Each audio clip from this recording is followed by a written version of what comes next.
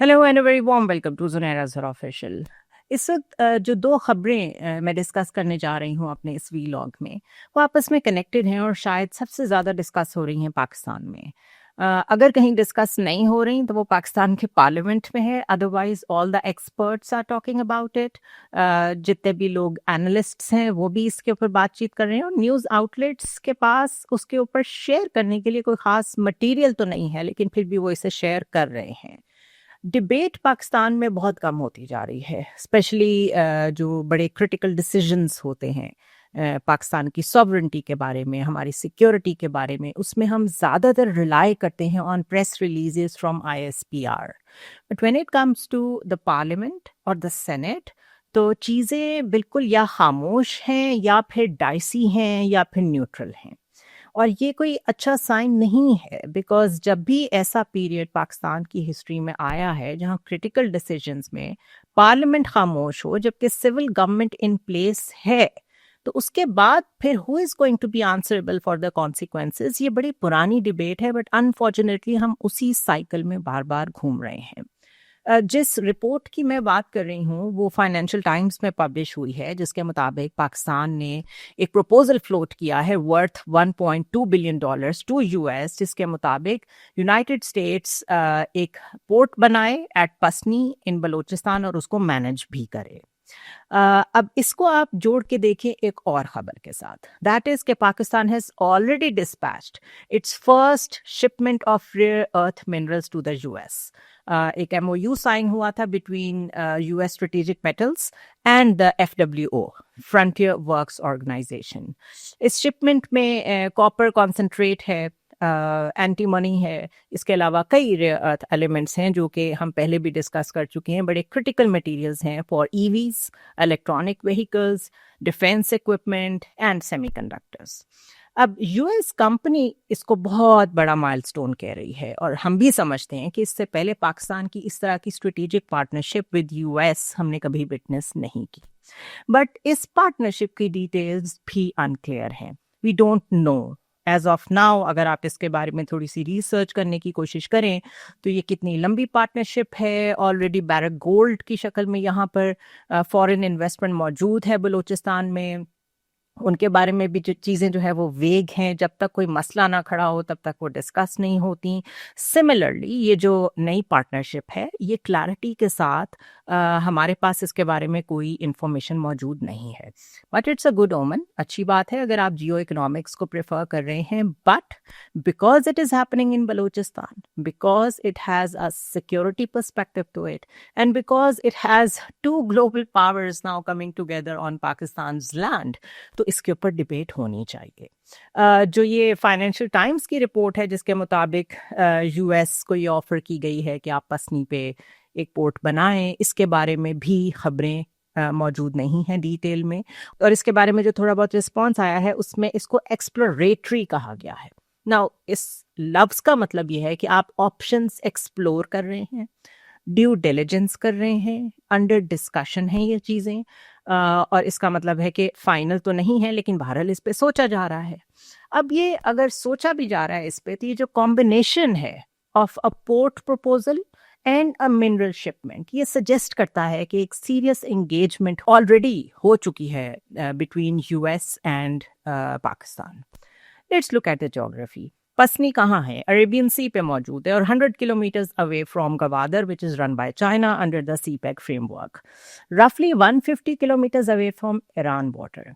ये जो लोकेशन है वी ऑल नो कि ये हॉट केक है, gives access towards the Gulf states and Central Asia, और ये बहुत बड़ा स्ट्रेटेजिक पॉइंट है on Pakistan coast line.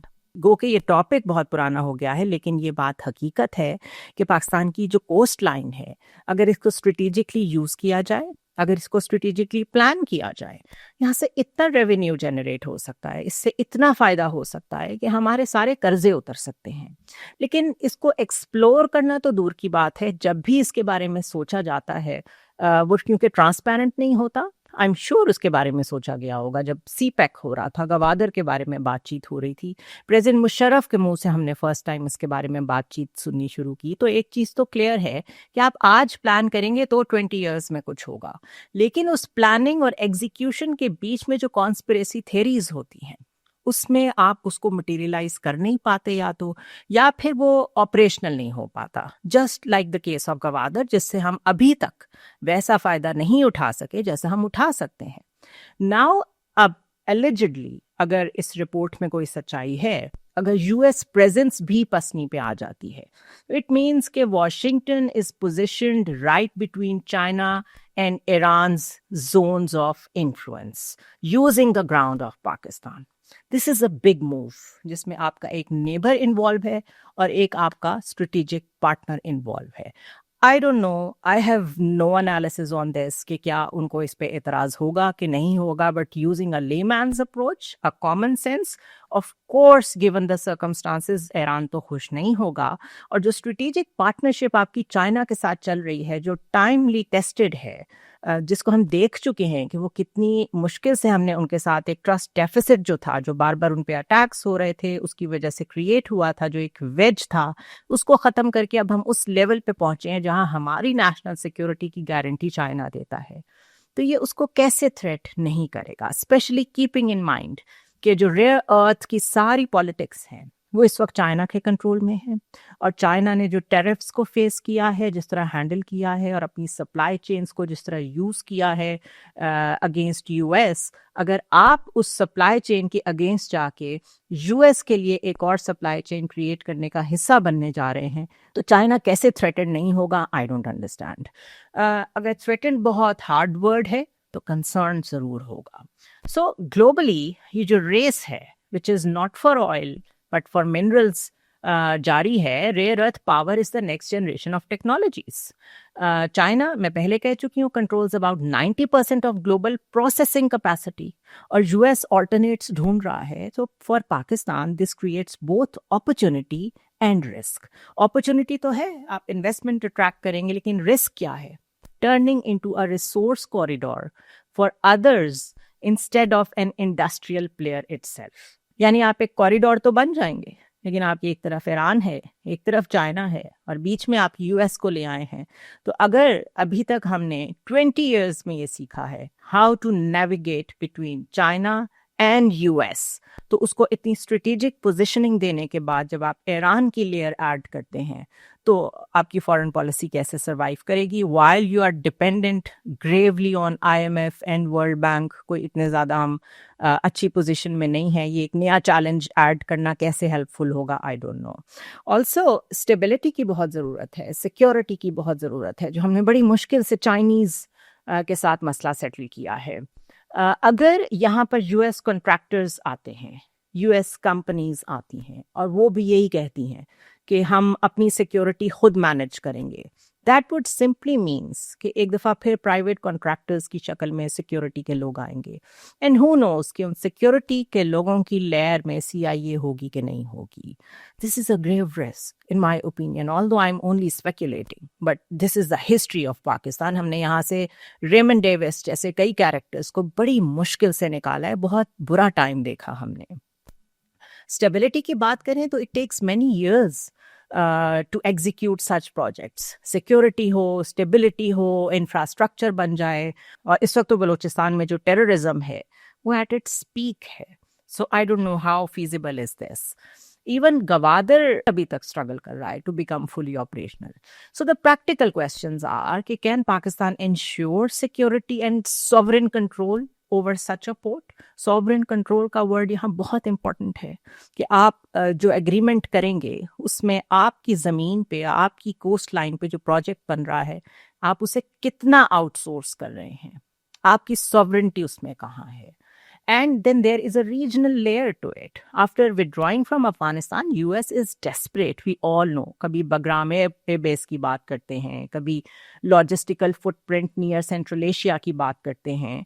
Afghanistan ने क्लियरली इनकार कर दिया है कि हम कोई बेस प्रोवाइड नहीं करेंगे। सो US presence in Pasni commercial हो सकती है लेकिन स्ट्रेटेजिक भी होगी और स्ट्रेटेजिक पर्पसेस के लिए यूज होगी, वी ऑल नो दैट।